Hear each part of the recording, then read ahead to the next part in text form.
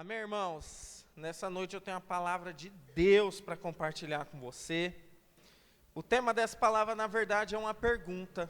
Quem é Jesus para você? Olha para a pessoa do seu lado e pergunta para ela, quem é Jesus para você? Essa palavra, na verdade, foi algo que Deus falou comigo numa reunião de jovens. Foi um momento muito específico que nós estávamos tendo no culto de jovens lá em Mauá. E estávamos lá no período do louvor, e eu louvando, e aí Deus fez essa pergunta, quem é Jesus para você? E aí eu gosto de conversar com Deus, eu perguntei, mas como assim? O que o senhor quer com essa pergunta?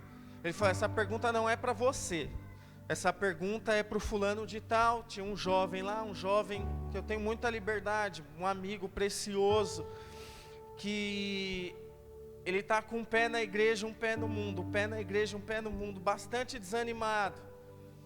E aí eu cheguei para ele e falei, olha, Deus pediu para mim vir falar isso aqui para você. Se for algo muito louco, beleza, eu oro por você, mas se for de Deus eu quero que você receba. Aí eu perguntei para ele, quem é Jesus para você? Aí ele olhou assim para mim, falou, olha, Jesus, Ele é tudo para mim, mas eu tenho vacilado, eu tenho pisado na bola. Eu olhei para ele e falei, você não entendeu minha pergunta. A minha pergunta foi, quem é Jesus para você? E aí ele é tudo para mim. Aí eu falei, você percebe que você deu uma resposta totalmente ao contrário daquilo que era o que Deus tinha para você?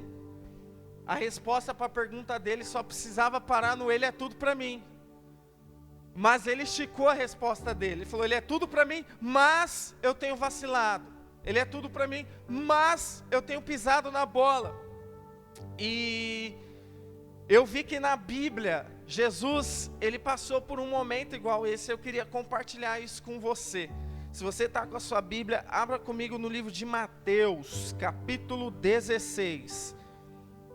Mateus 16, no versículo 13 até o versículo 20.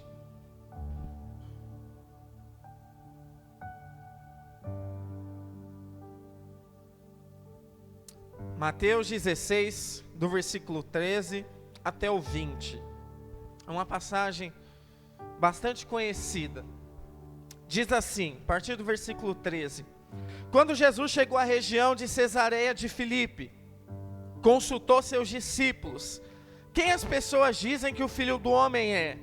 E eles responderam, alguns dizem que é João Batista, outros Elias, e ainda há quem diga, Jeremias ou um dos profetas. Então Jesus interpelou, mas vós, quem dizeis que eu sou? E Simão Pedro respondeu, tu és o Cristo, o Filho do Deus vivo. Ao que Jesus lhe afirmou, abençoado és tu, Simão, filho de Jonas, pois isso não foi revelado a ti por carne ou por sangue, mas pelo Pai que estás no céu. Da mesma maneira, eu te digo que tu és Pedro, e sobre esta pedra edificarei a minha igreja, e as portas do inferno não prevalecerão contra ela. Eu darei a ti as chaves do reino dos céus. O que ligares na terra haverá sido ligado nos céus, e o que desligares na terra haverá sido desligado nos céus. E então ordenou aos discípulos que a ninguém dissessem ser ele o Cristo. O que está acontecendo aqui? A Bíblia fala que Jesus ele foi até uma cidade chamada Cesareia de Filipe, e aí do nada ele olha para os discípulos dele e pergunta, olha, quem as pessoas dizem que o Filho do Homem é? E as respostas começaram a vir de uma maneira aleatória. Olha, alguns dizem que tu és João Batista, mas tem uma parte do povo que fala que o Senhor é Elias. Há ainda quem diga que o Senhor é como Jeremias e alguns outros profetas.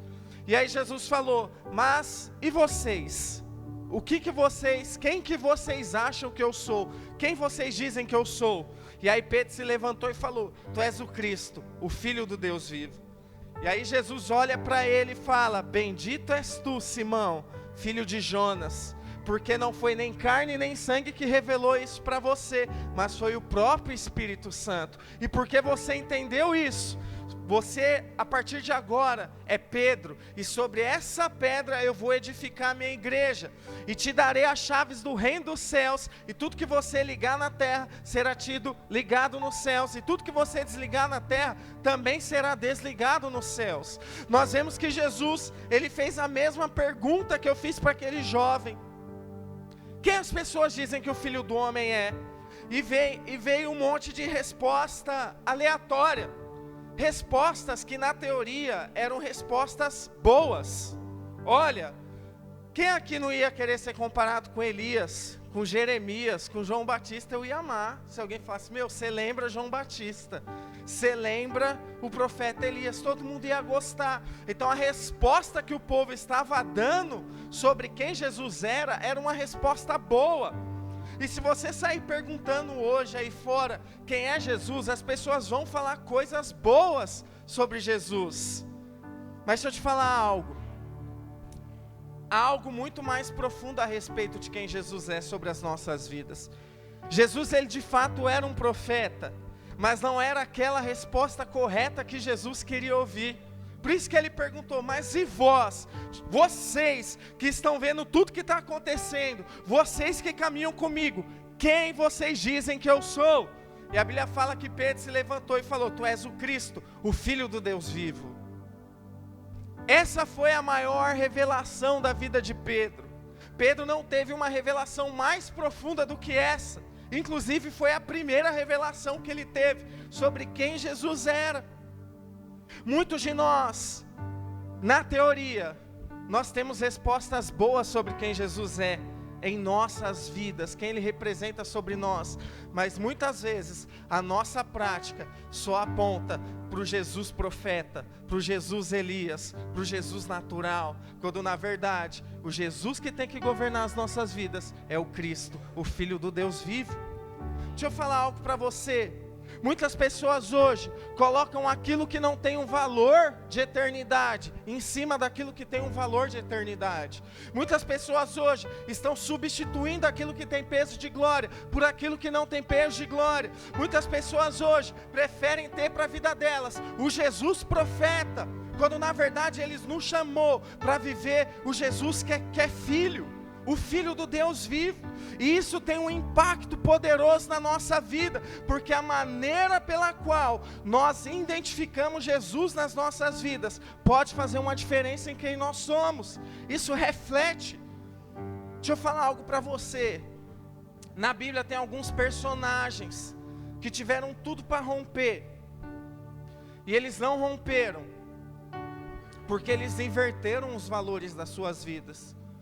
E eu queria falar um pouco disso para você. Eu queria falar um pouco sobre alguns homens que viveram o Cristo, o Filho do Deus vivo, e aqueles que somente viveram o Jesus profeta, o Jesus que de fato era bom, era um Jesus lícito, mas não era aquele que era para ser o Cristo sobre a vida deles. Abra sua Bíblia no livro de 2 Reis, capítulo 21.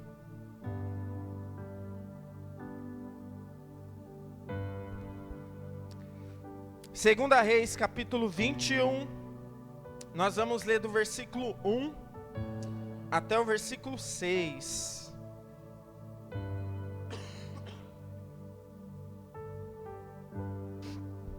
Segunda Reis 21, do 1 até o 6. Amém? Diz assim: tinha Manassés 12 anos de idade quando iniciou seu reinado e governou 55 anos em Jerusalém.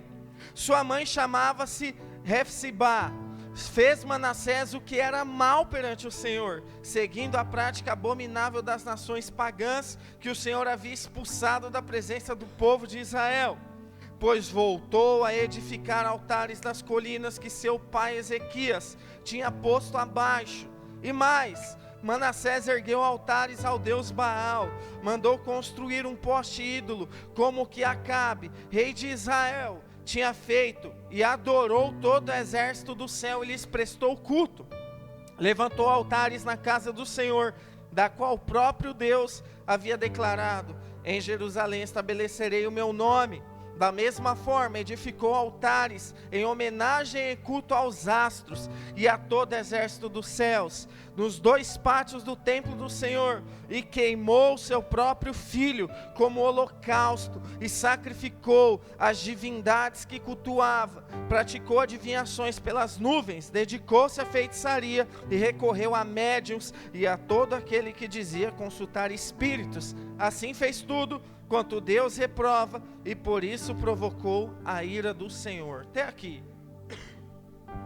Nós vemos nessa passagem 2 personagens, o rei Ezequias e o rei Manassés. O rei Ezequias foi o pai do rei Manassés, que foi esse rei que nós lemos. E se você voltar um pouco para ver a sua Bíblia durante a semana, quando você for preparar a palavra para a célula, volta um pouco, leia um pouco a respeito do rei Ezequias. O rei Ezequias foi um homem de Deus, foi um homem que edificou altares para o Senhor, foi um homem que derrubou toda a idolatria em Israel, foi um homem que restituiu, como que eu posso dizer, que ele trouxe o povo de volta para os caminhos do Senhor. Foi um grande reformador, foi um homem poderoso nas mãos do Senhor.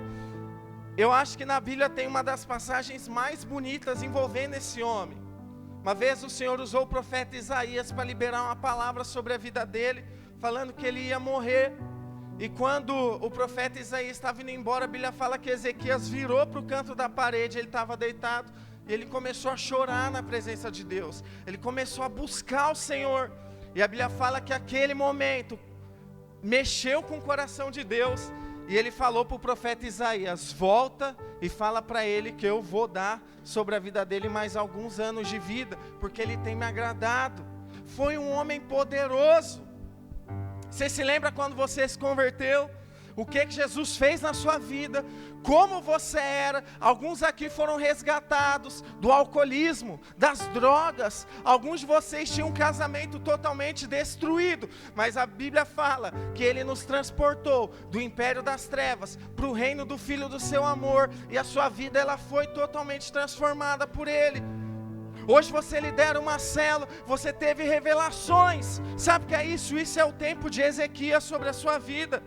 Esse é o tempo que o Senhor quer que você viva. Um tempo que a sua vida esteja alinhada com o coração dEle. Só que muitas vezes nós nos esquecemos de tudo aquilo que Deus fez nas nossas vidas. E quando perguntam para você quem Jesus é para você, a resposta é igual daquele jovem: Ele é tudo para mim.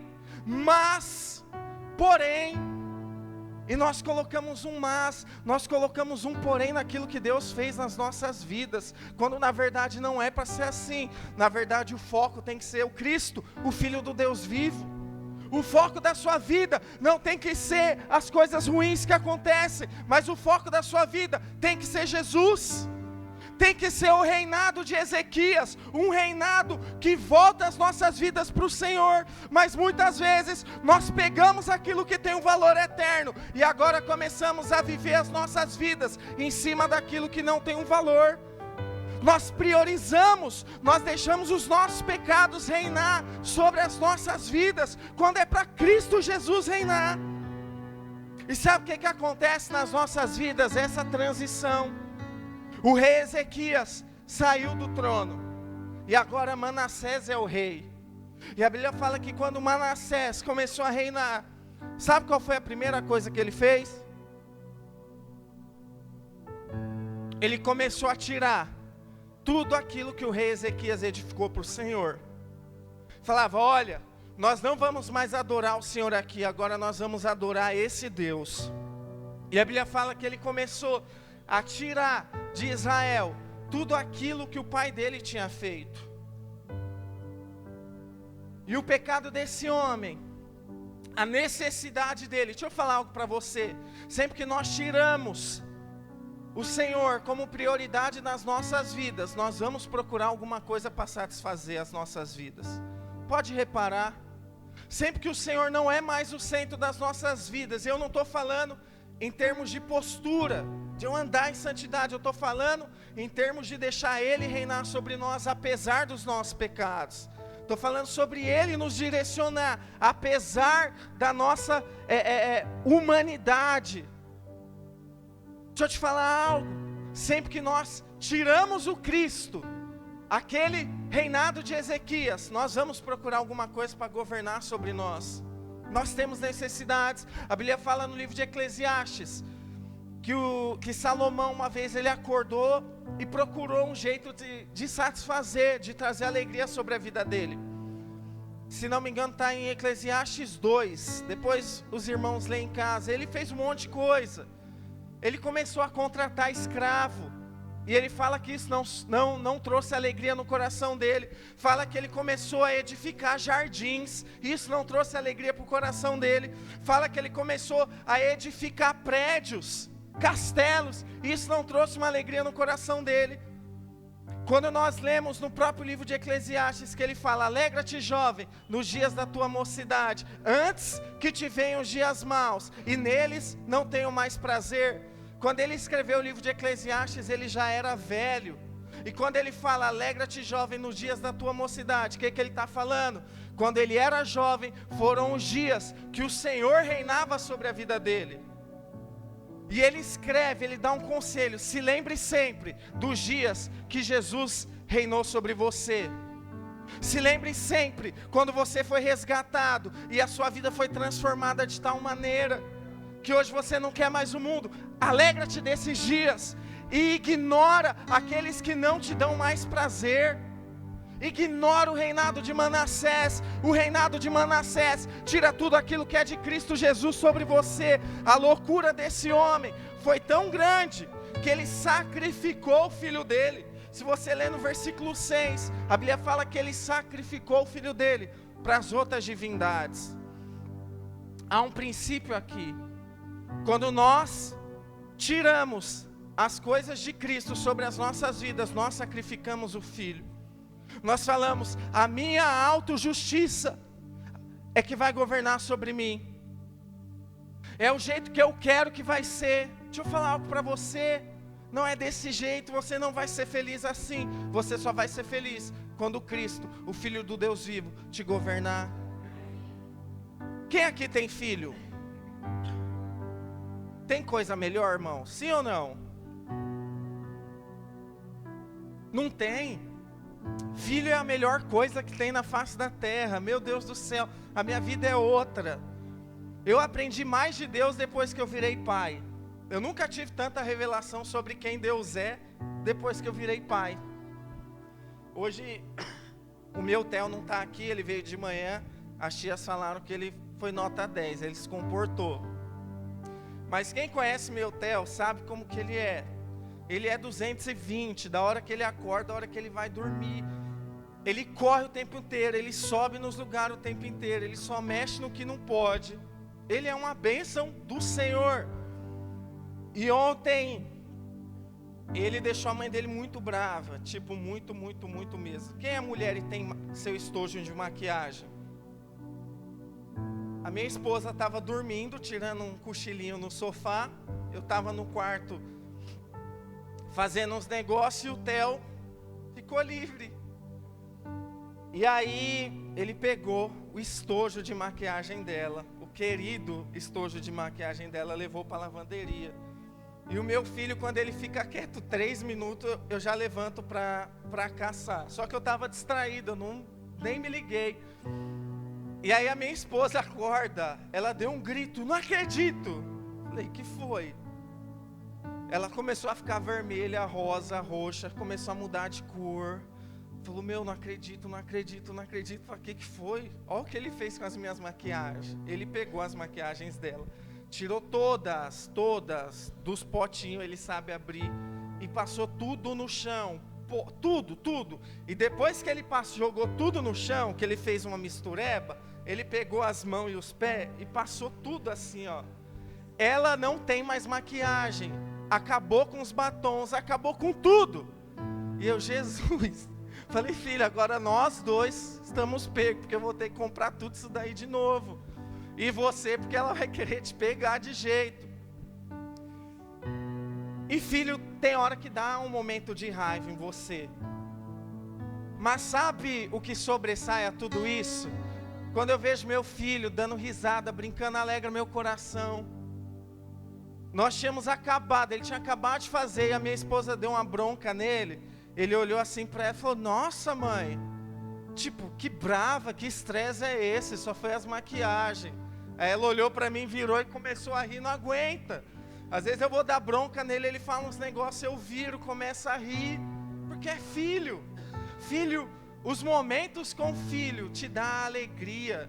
Momentos com seu filho dá alegria no seu coração, e é isso que sobressai. Se você for levar em consideração tudo aquilo que seu filho faz de errado, você não vive, ele não vive. Porque os momentos que marcam o nosso coração é quando você vai buscar na escola, ele dá um abraço, dá um beijo e fala: pai, que saudade. Não tem dinheiro no mundo que pague isso. Sabe o que é isso? É momento com o filho. E Manassés sacrificou todo momento que ele tinha com o filho. E quando nós falamos de filho aqui, é de uma maneira literal. Ele matou mesmo o filho dele. Mas há um princípio. Ele matou o Cristo, o Filho do Deus vivo, na vida dele. Porque ele quis governar do jeito que ele achava que era correto. E quando nós sacrificamos Jesus das nossas vidas para viver nas nossas convicções, nós vamos passar por momentos difíceis, sem uma base, sem uma estrutura. Nós vemos que muitas pessoas hoje sofrem porque não tem Jesus. Sabe qual que é a nossa diferença para as pessoas que estão no mundo? É porque nós entendemos quem Cristo Jesus é sobre as nossas vidas. É só essa a diferença. E hoje você passa por momentos na sua vida que talvez se você estivesse em Jesus você não aguentaria. Quem Jesus é para você? Quando eu pergunto isso, sabe que eu espero que venha na nossa mente? Todos os momentos bons com o Filho. A sua primeira experiência, a sua primeira revelação, o seu batismo, isso tem que governar. Não é a mentira que você contou para o seu vizinho que é errada, não estou endossando o seu pecado. Mas muitas vezes você comete um pecado e fica 1 semana, 2 semanas preso naquilo. Quando na verdade Jesus ele já pagou o preço por você. Eu fui aconselhar um jovem essa semana e ele estava cheio de justiça própria. Ele estava chateado com o pai dele e ele começou a falar algumas coisas do pai dele. E ele falou: e agora ele está sendo castigado por Jesus por causa dos erros dele. Eu falei: opa, vamos parar aqui, vamos rebobinar. Fala: olha, hoje Deus não pune ninguém por causa do pecado que ela comete. Porque a Bíblia diz lá no livro de Isaías 53, que o castigo que nos traz a paz estava sobre ele. Jesus foi punido para o seu pai não ter que ser punido hoje. Deixa eu falar algo para você nessa noite. Jesus foi punido pelos seus pecados. E a Bíblia fala que é o castigo que nos traz a paz. O castigo que traz a paz para a sua vida estava no Cristo, no Filho do Deus vivo. O castigo que nos traz a paz quer dizer que é o castigo para você viver uma vida plena, se lembrando de quem Ele é, não de quem você é. O Evangelho não gira em nosso derredor, mas gira ao redor de quem Cristo é. O centro do Evangelho é Cristo. A Bíblia fala: porque dele e por ele, para ele são todas as coisas. Ele é o centro. E deixa eu falar algo para você. O brilho da glória de Deus ofusca qualquer pecado na sua vida.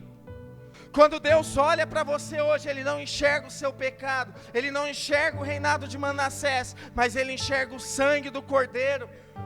Quem lembra lá no livro de Êxodo, quando Deus liberou a 10ª praga, Ele falou: e pega o sangue do Cordeiro e passa nos umbrais da porta e das janelas, porque quando o anjo da morte vier, ele não vai entrar, porque o sangue vai estar mostrando que ali é a redenção. Hoje, quando a morte, a acusação, ela chega sobre a sua vida, tem uma marca do sangue do Cordeiro e a morte não pode entrar.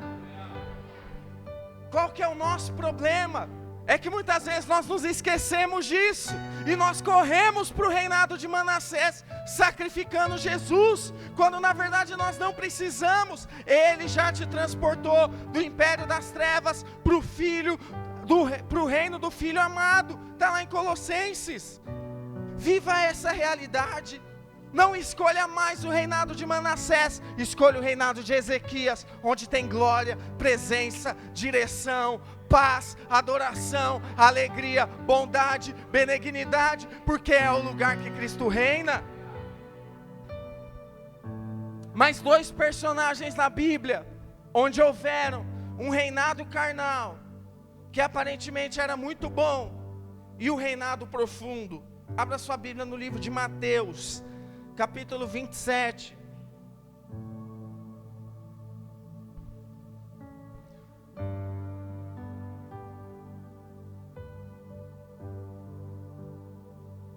Quem Jesus é para você, querido?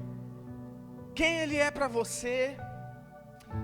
Mateus 27, nós vamos ler 2 versículos, o 16 e o 17, que diz assim: detinham eles naqueles dias um criminoso muito conhecido de todos, chamado Barrabás. Então Pilatos dirigiu-se à multidão que ali se havia reunido e lhes propôs: a quem desejais que eu vos solte? A Barrabás ou a este Jesus, que é chamado de Messias? Jesus, dentro de poucas horas, nessa passagem a ser crucificado, e perante a lei, como era a Páscoa, eles tinham direito a libertar um prisioneiro, um criminoso. E aí surge em cena 2 camaradas que estavam presos. Um deles era Barrabás, o outro era Jesus Cristo. Quem sabe me dizer qual que era o nome de Barrabás, o nome original de Barrabás? Jesus. O nome original de Barrabás era Jesus. Barrabás era o sobrenome dele. Jesus era um nome muito comum na época, como João, Leonardo, Douglas, Rafael, é hoje. E aí Pilatos fala: quem vocês querem que eu vos solte? Jesus, o Barrabás, ou este Jesus que é chamado de Messias? Qual foi a resposta da multidão? Barrabás. Sabe o que me impressiona? É que a multidão preferiu escolher com Barrabás, viver com Barrabás. Sabe quem era essa multidão? Era a mesma multidão que estava diante de Jesus quando ele multiplicou os pães e os peixes. Era a mesma multidão que seguia Jesus quando ele curava os enfermos, quando ele expulsava os demônios. Era a mesma multidão, era a multidão que presenciou todo o avivamento que Jesus trouxe para aquela cidade. Era a mesma multidão que pegou e adorou Jesus quando ele entrou em Jericó com um jumentinho. A mesma multidão que havia decidido: nós vamos viver para Jesus, porque Ele fez coisas boas para nós. Pouco tempo depois, nós queremos Barrabás. Essa resposta é a mesma resposta que aquele jovem me deu. Jesus, Ele é minha vida, mas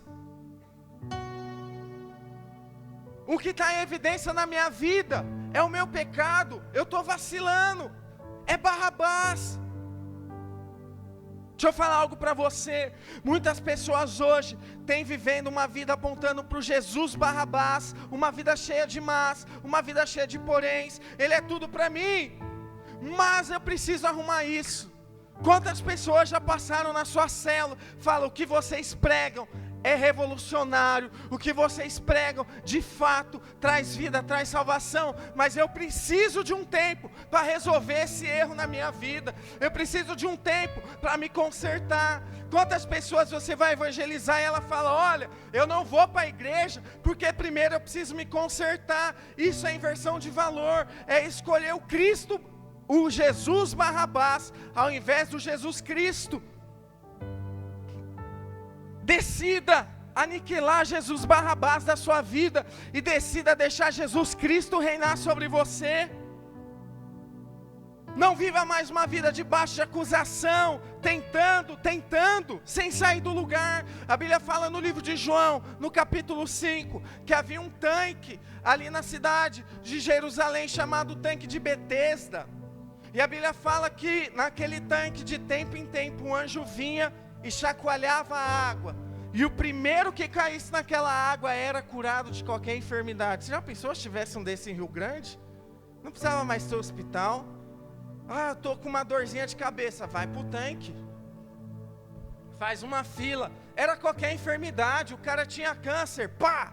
Caía, era curado. Estava lá serrando, fazendo uma mesa, cortou o dedo fora. Caiu no tanque. Pá! O dedo nasce de novo.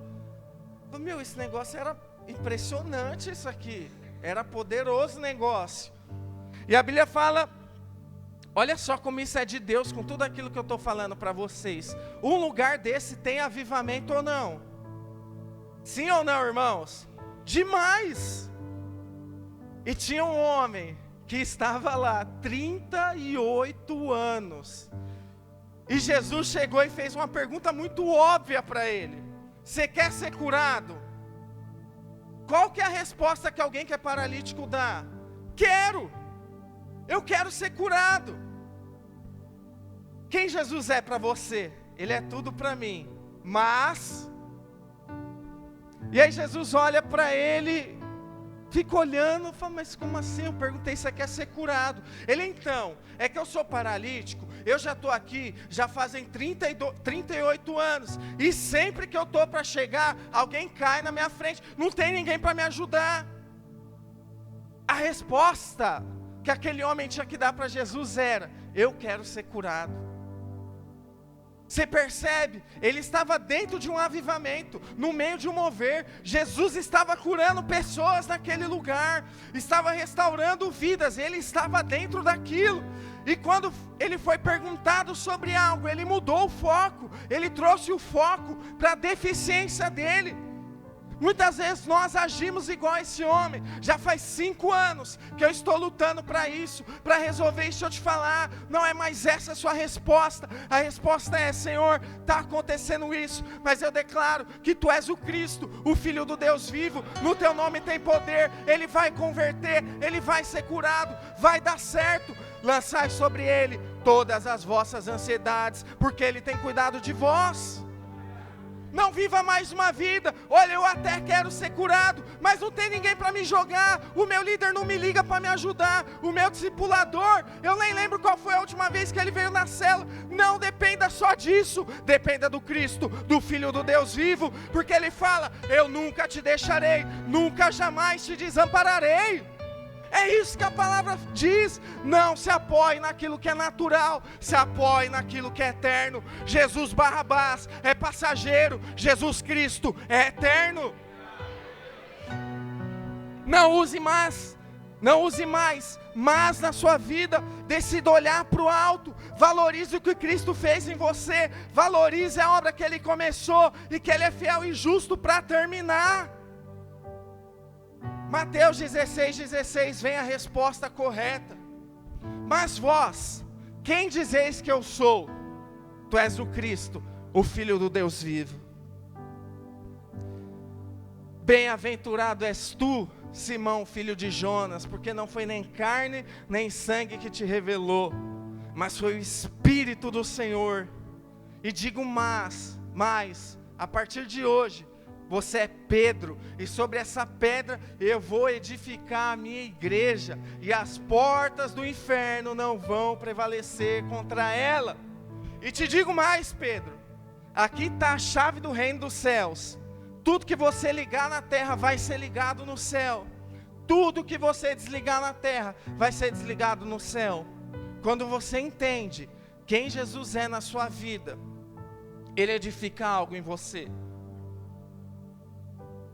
Pedro entendeu quem Jesus era, e ele fala, a partir de hoje você é Pedro, e sobre essa pedra eu vou edificar a minha igreja. Quando você entende quem Jesus é, algo acontece na sua vida. Você já parou para pensar quantas vezes você estava mal, você só foi para o seu quarto orar, buscar, e a presença dele se manifestou, você saiu renovado. Quando você busca a presença de Deus, alguma coisa acontece, Ele edifica algo em você. E Ele não só edifica, Ele lembra quem você é. Fala, você não é Simão, você é Pedro. E eu digo mais para você, Pedro, a partir de hoje, Você tem toda a autoridade. Tudo que você ligar aqui vai ser ligado lá, e o que você desligar também vai ser desligado.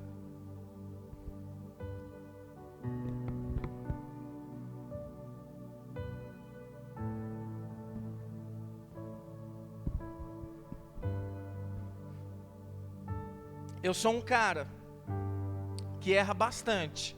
Eu erro muito, não é pouco não.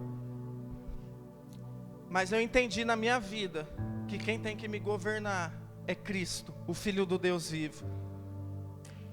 Eu compartilhei de manhã, há 3 meses atrás, meu pai foi diagnosticado com câncer na língua, um câncer bem agressivo, se espalhou muito rápido.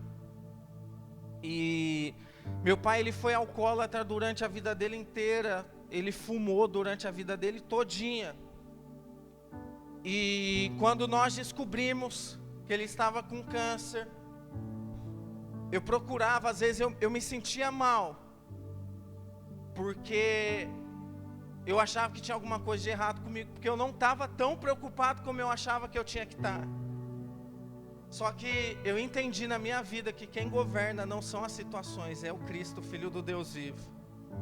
E eu fiz aquilo que era para fazer, comecei a orar, porque nós somos a igreja, você é a igreja, e Cristo Jesus edificou você como igreja, e as portas do inferno, elas não vão prevalecer sobre você. E começamos a orar, ele fez todo o procedimento, ele fez a cirurgia, uma cirurgia bem complicada. Foram mais de 6 horas de cirurgia, arrancaram uma parte da língua dele, conseguiram reconstruir de novo e colocaram a tráqueo nele. Quem já viu uma pessoa com tráqueo sabe que é bastante sofrido, principalmente no começo. E depois da cirurgia o médico chegou e falou: olha, nós já falamos para vocês dos riscos da cirurgia, e o tempo médio dessa cirurgia para ele voltar a falar alguma coisa errada, gaguejando, vai ser de 2 meses. Ele vai ter que passar no fono. Enfim, vai ser bem doloroso o processo. Amém. Eu respeito muito a opinião de qualquer profissional mesmo, porque eu acho que eles foram constituídos por Deus. Há uma unção sobre a vida desses homens. Falei amém. Só que nós fomos orar, orando. Meu pai fez a cirurgia. No outro dia ele já estava falando. Os médicos foram ver ele no outro dia, a língua dele não inchou. Falou: meu, como assim sua língua não está inchada? Era para sua língua estar enorme, ela está normal. Você está falando, o prazo para você falar era de 2 meses, o que está acontecendo? E aí ele foi emagrecendo, porque ele não consegue se alimentar, é via sonda, ele ainda está em casa. Com menos de 1 semana ele teve alta. Normalmente é 20 dias para dar alta para um paciente que fez a cirurgia dele. Com menos de 1 semana, vai para casa, seu Luiz. Eu estou falando de alguém que para o mundo é escória, é um alcoólatra. Minha mãe teve câncer também, ela foi curada. E eu lembro que quando minha mãe teve câncer, meu pai não ajudou, não deu suporte para ela em nada. Foi eu pedir demissão do emprego para cuidar dela. Estou falando de alguém ruim. E aí, essa semana passada, ele já em casa com a tráqueo, ele respira através daquilo. Ele estava sobre o efeito da morfina, ele foi tirar a tráqueo para limpar, o que era normal, tirar uma parte dela para limpar. Só que como ele estava sob efeito da morfina, ele não sentia dor, ele puxou forte demais. Então ele tirou todo o procedimento médico, arrancou tudo, literalmente. Tirou um negócio enorme, parece um anzol. E a minha esposa, ela é gerontóloga, eu liguei para ela, falei: olha, ele arrancou a tráqueo. Ela ficou quieta um pouco, ela falou: ele está de pé ainda? Eu falei: tá normal aqui. Aí mora um enfermeiro na frente de casa, ele foi ver. Enfim, normalmente quando a pessoa ela arranca da forma que ele arrancou, o melhor que pode acontecer para ela é ter uma parada respiratória. O que ele tirou foi muito forte, ele nem perdeu o ar, estava respirando normal, como se não tivesse acontecido nada. E aí nós fomos para a UPA, porque era o mais perto, nós precisamos ir para a UPA, de repente joga ele na ambulância, leva ele para um hospital com mais estrutura. Aí chegamos lá na UPA, ele ainda deu um grau até a emergência, deu um pinote, correu um pouco. E aí o clínico geral parou o que estava fazendo para ver. Aí o clínico viu e falou, olha, eu não posso mexer, eu não tenho autorização para mexer. Mas, por coincidência do destino, tem um cirurgião hoje aqui na UPA. Eu falei, nossa, cirurgião na UPA. Você quase não acha médico na UPA, você vai achar um cirurgião lá. E aí o cirurgião já desceu, fez todo o trabalho, medicou ele. Enfim. E aí eu falei, eu vou dormir aqui hoje à noite, porque se der alguma coisa nós vamos para o hospital. Dormi na madrugada, soltou o negócio de novo. Aí nós fomos lá para o hospital Heliópolis. De Mauá até o Heliópolis, ele não perdeu o ar. Não perdeu em nenhum momento o fôlego. Foi normal conversando, normal. O médico arrumou, nós fomos sair de novo, ele espirrou, puf, o negócio saiu de novo. Falei, ô Jesus. Aí o médico colocou um tubo maior, porque por conta que ele puxou, abriu. E ele está em casa, se recuperando. E nós estamos bem à vontade, porque nós cremos que a vontade de Deus está sendo feita. Porque as portas do inferno não vão prevalecer sobre a igreja do Senhor. Você está entendendo? É uma situação que para nós é impossível, não tem o que fazer, é um câncer. Pode ser que ele viva, pode ser que não.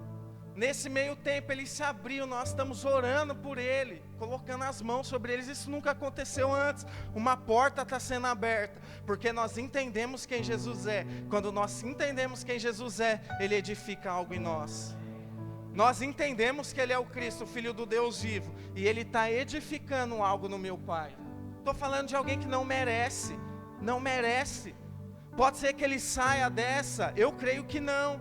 Mas pode ser que ele saia e volte a beber, alguém que não merece. Mas há um favor de Deus sobre as nossas vidas. Entenda quem Jesus é, e você vai romper como você nunca rompeu. Quem Jesus é para você? Quem Jesus é para você? A Bíblia diz, no livro de Hebreus capítulo 11 ou 12, eu não lembro aqui. Mas fala assim, achei, Hebreus 12, 2. Olhando fixamente para o autor e consumador da fé, Jesus, o qual por causa do júbilo que lhe fora proposto, suportou a cruz, desprezando a vergonha, e assentou-se à direita do trono de Deus. Refleti profundamente sobre aquele que suportou tamanha oposição dos pecadores contra a sua própria pessoa, para que não vos fadigueis, tampouco vos desanimeis. Sabe qual que é a raiz do desânimo, da fadiga, do cansaço espiritual? Deixar de olhar para Jesus. A Bíblia está falando, olhe para aquele que é o autor e o consumador da sua fé, aquele que gera a sua fé e aquele que confirma a sua fé. Olha para ele, ele é Jesus. Porque quando você olha para ele, você não desanima. Porque quando você olha para ele, você vai ver que sempre vai ter um porto seguro. O salmista entendeu isso. E ele diz lá no livro de Salmos, eleva os meus olhos para o monte, de onde me virá o socorro? O meu socorro vem do Senhor, que fez os céus e a terra. Por que o salmista está falando lá, que ele eleva os olhos dele para o monte? Se você pegar para ler o Antigo Testamento, você vai ver que Deus fez grandes coisas no povo de Israel, nos montes. Onde que Moisés recebeu as leis? No monte. Onde que Moisés viu a glória de Deus? No monte. Onde que Elias fez cair fogo do céu? No monte. Onde que Moisés descia com o rosto brilhando? No monte. Então quando o salmista fala, eu elevo os meus olhos para o monte, ele está falando, eu elevo os meus olhos para o lugar onde Deus se manifesta. Só que hoje, Deus ele se manifesta dentro de você. Você não precisa mais procurar em nenhum lugar. É só você ir para o seu quarto, fechar os seus olhos e falar, tu és o Cristo, o Filho do Deus vivo. E ele vai se manifestar. Eleva os seus olhos para o monte, o seu socorro vem do Senhor, que fez os céus e a terra. Quando a Bíblia fala que Deus fez os céus e a terra, nós precisamos ir lá no livro de Gênesis capítulo 1, versículo 1. No princípio criou Deus os céus e a terra. Quando a Bíblia fala que Deus criou os céus e a terra, está falando que primeiro Deus criou as bases que iriam sustentar todo o restante da criação. Toda a criação, ela é sustentada, porque Deus começou do começo, que é edificar os céus e a terra. Por que que as estrelas ficam onde elas ficam? Porque elas estão sendo sustentadas. Porque primeiro Ele fez a base, primeiro Ele faz a base. E a Bíblia fala, olha como Deus é lindo. Fala lá no livro de Atos, que Cristo Jesus é a principal pedra angular. Ele é a base. Olhe para o monte, o seu socorro vem do Senhor. De manhã eu citei essa passagem, mas eu não lembrava, lembrei, 2 Reis no caminho, eu entrei no carro, eu lembrei. 2 Reis, capítulo 6, a partir do versículo 15. No dia seguinte, Eliseu levantou-se ao romper da aurora e saiu. E eis que um batalhão cercava toda a cidade com cavalos e carros de guerra. Seu servo lhe indagou: ai, meu senhor, o que havemos de fazer? E o profeta clamou, dizendo: não tenhas medo, porquanto são mais numerosos os que estão conosco do que os que estão com eles. Em seguida Eliseu orou suplicando: ó Senhor, abre os olhos dele, a fim de que consiga ver. E o Senhor fez com que o moço pudesse enxergar a montanha coberta de cavalos e carros de fogo em torno de Eliseu. Eliseu, ele estava profetizando contra os arameus. Eu troquei o povo de manhã, eu falei que era a Síria, são os arameus. Corrige para os irmãos que vieram de manhã. Ele estava profetizando contra aquele povo. Então o rei, o que ele fez? Enviou um exército. E a Bíblia fala que aquele exército, ele rodeou toda a cidade que Eliseu estava. E a Bíblia fala que Eliseu acordou tranquilo e foi para a porta da cidade. Quando ele olhou a porta da cidade, ele viu um exército gigantesco. Eliseu sabia quem Jesus Cristo era na vida dele. O discípulo dele ainda não. Você percebe que muitas pessoas que não entendem quem é Jesus são pessoas que estão no meio dos moveres. O homem que estava 38 anos parado, Manassés estava debaixo de um mover, Jesus Barrabás debaixo de um mover. Esse homem, discípulo de Eliseu, debaixo de um mover. E ele fala: Senhor, o que vai acontecer conosco? É um exército, eles irão nos matar. E aí Eliseu, e olha, fica tranquilo, porque tem mais numerosos são os que estão conosco do que os que estão com eles. E a Bíblia fala que Eliseu orou para ele enxergar aquilo que Eliseu estava enxergando. E olha que negócio poderoso. E o Senhor fez com que o moço pudesse enxergar, repete comigo, a montanha.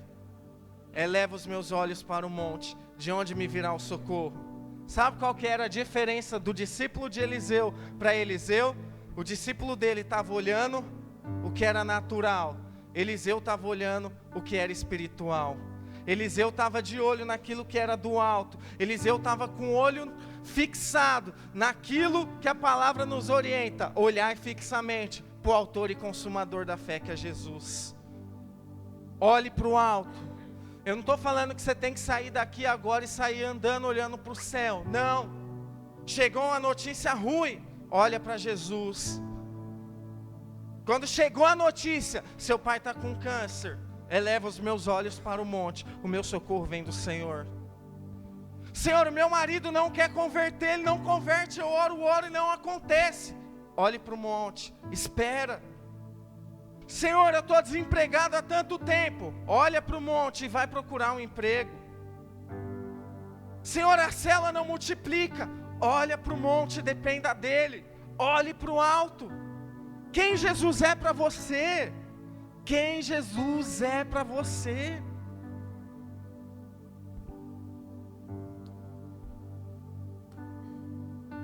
Eu aprendi algo poderoso. Lá em Mateus capítulo 4, Não precisa abrir, foi quando Jesus foi tentado, tornou o diabo a levá-lo, agora para um monte muito alto, e mostrou-lhe todos os reinos do mundo em todo o seu esplendor, e propôs a Jesus: tudo isso te darei, se prostrado me adorares. Satanás aqui, ele entendeu um princípio que nós precisamos entender. Nós sabemos que Satanás, ele não cria nada, ele vê tudo que Deus faz e distorce. Mas tem um princípio aqui escondido nessa passagem. A Bíblia fala que ele pegou e levou Jesus para um monte muito alto, e mostrou para Jesus todos os reinos da terra, e falou: eu vou dar para você, se você só me adorar. Deixa eu falar algo para você. Há um princípio poderoso na adoração. Se Satanás, que não tem poder para nada, falou para Jesus: olha, se você me adorar, eu vou te dar todos os reinos da terra. Imagine o que uma adoração a quem Jesus é pode fazer na sua vida. O que uma adoração pode gerar em você? As chaves do reino estão sobre a sua vida. Tudo que você ligar no céu vai ser, tudo que você ligar na terra vai ser ligado no céu. Tudo que você desligar na terra vai ser desligado no céu. Aprenda isso.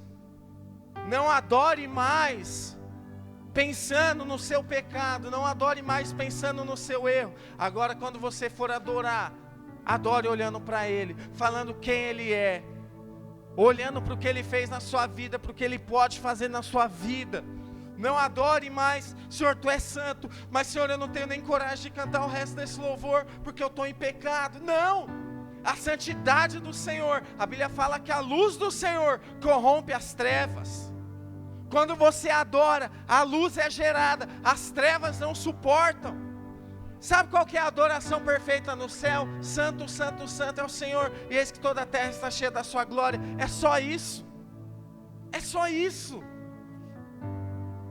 Eu queria que você ficasse de pé. O reino foi liberado sobre a vida de Pedro.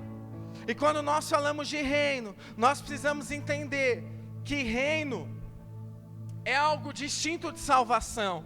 Salvação você não merece, e Ele te salvou. Quando nós falamos de reino, nós estamos falando do céu se manifestando na terra.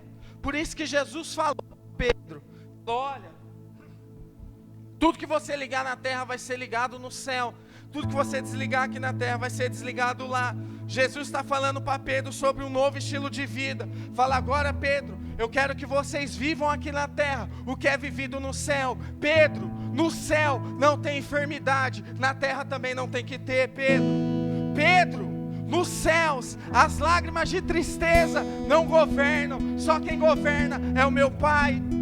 Pedro, no reino dos céus a adversidade não existe. Aqui na terra você vai passar pela adversidade, porque o castigo que te traz a paz está sobre mim, Pedro. Deus quer que você viva nessa terra a realidade de reino. Você vai passar por momentos difíceis, vai. A Bíblia fala: no mundo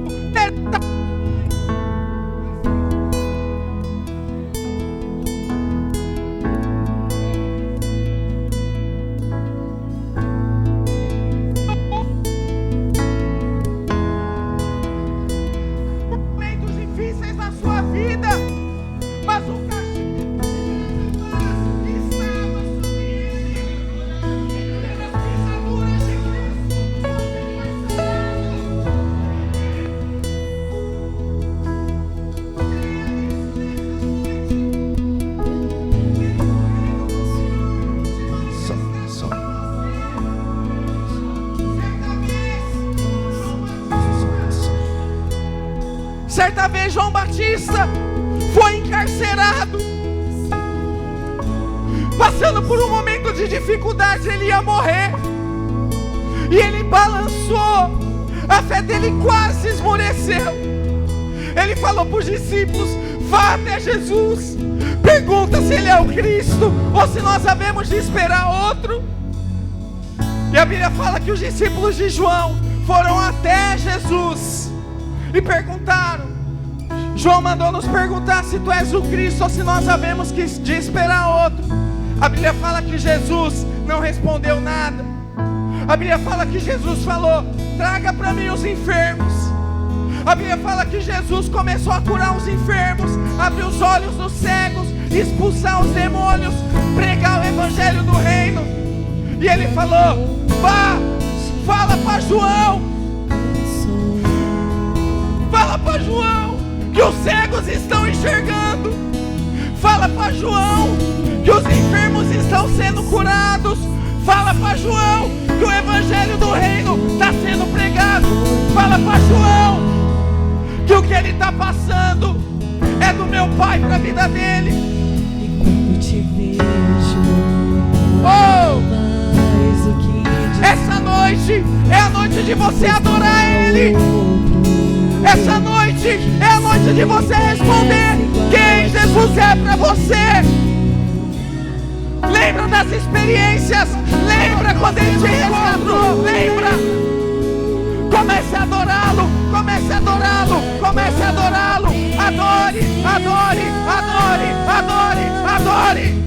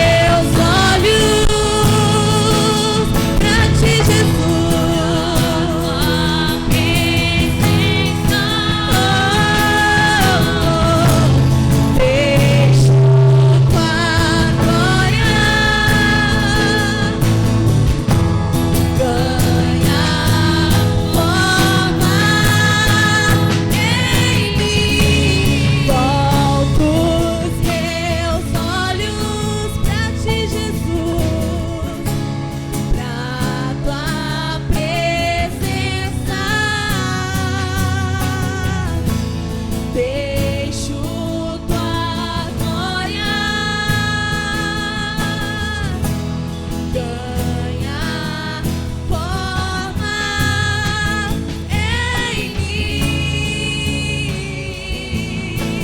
tua glória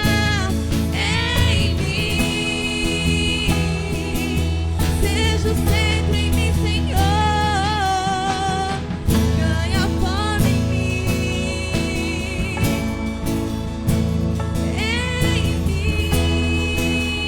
Fique com seus olhos fechados. O Espírito Santo está me falando nessa noite que tem pessoas precisando recomeçar. O Espírito Santo está falando para mim que tem pessoas que precisam voltar lá para o começo. A Bíblia diz no livro de Apocalipse, capítulo 2, versículo 4: entretanto, tenho contra ti que abandonaste o teu primeiro amor. Recorda depois de onde caíste e arrepende-te e volta à prática das primeiras obras. O Senhor quer levar pessoas aqui nessa noite a reviver um recomeço. Hoje é a noite de você se lembrar onde você caiu e voltar lá para as primeiras obras. Eu quero que você lembre, traga a sua memória agora a sua primeira experiência com o Senhor. Lembra quando você estava no seu quarto e o Senhor veio falar com você? Lembra-te de onde caíste. Volta para o começo. Fala, Senhor, nessa noite eu quero recomeçar. Eu quero recomeçar. Edifica em mim. Edifica em mim. Oh!